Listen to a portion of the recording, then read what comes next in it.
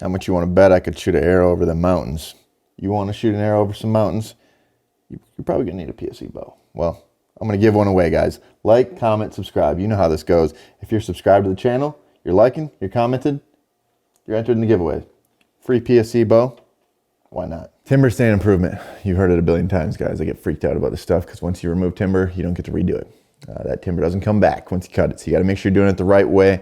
There's a time and a place in which you should be hinge cutting. We've talked about it. We've got other videos on this. If you don't know whether you should be hinge cutting or not on your property, you need to watch those videos.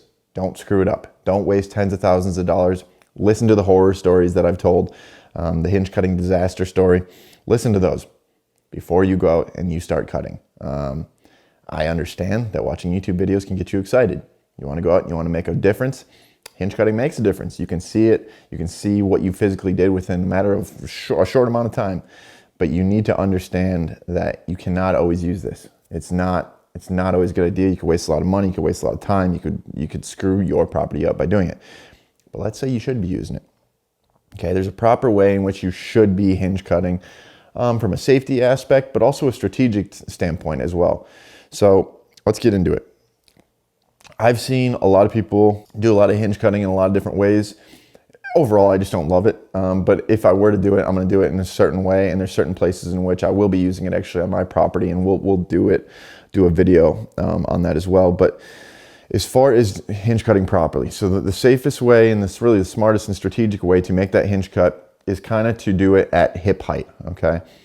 From a safety standpoint, we're not cutting up high like I've seen some of you do, where it's up by your neck. I've seen trees bust off, and I mean, you can get seriously hurt by putting it up that high. But from a strategic standpoint, deer don't necessarily need a roof. They don't need a roof over their head. They'd rather have the side cover to hide them from predators. The predators really aren't coming from above, although I can see that there would be some need for the occasional cover overhead and under a cedar tree during a bad rainstorm or something like that.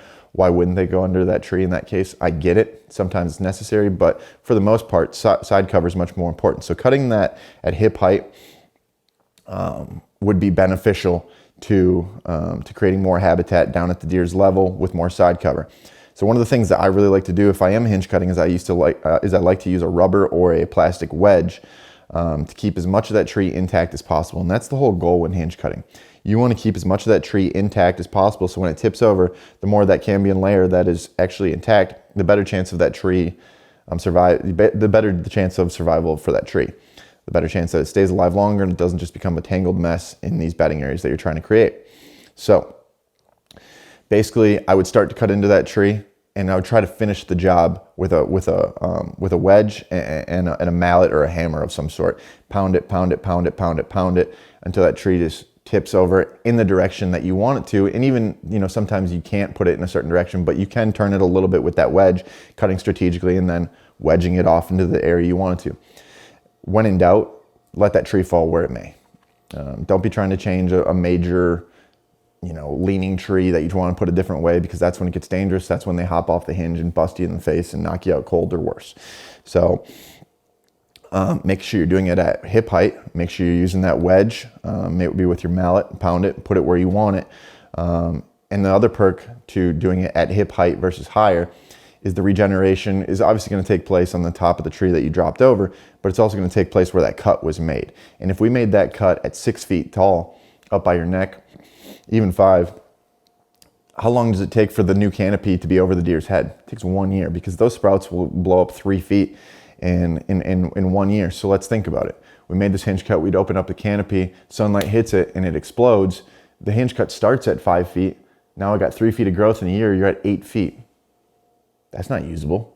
Maybe you get that roof that we talked about a little bit, but there's no good browse that can be used by the deer unless they jump up 8 feet high to nip off the buds, and that ain't gonna happen. So that's not really the best way to do it, in my opinion. There's no absolute 100% right or wrong way to do hinge cutting all the time, but in majority, that's how I would do it. Is I would stay away from cutting it up high, because the growth is going to take place just in year number 1. You're at 8 feet. Year number 2, you're at another 3 feet, and then another 3 feet after that. You're rehinging the hinge and maintaining your hinge cuts more than you really want to, and even more than you knew you had to. So cutting them lower is going to ensure that there's more growth at the ground level. or closer to the ground level, which is going to keep you from having to go in there and maintain these hinge cuts. And ultimately, it's going to be more beneficial to the deer herd as well, as far as browse goes, and usable side cover. So, you know, in a perfect world, we flush cut some trees and we have that growth take place at the ground level and explode from there. But if you're choosing the hinge cut and you want to do it properly, that is how I'd recommend doing it. There's a time and a place to do these hinge cuts.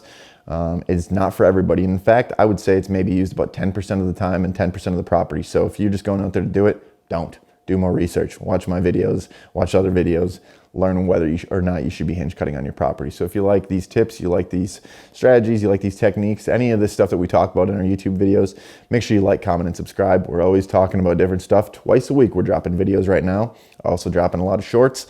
So some quick little information there. But if you like this stuff, like, comment, subscribe. See you next time.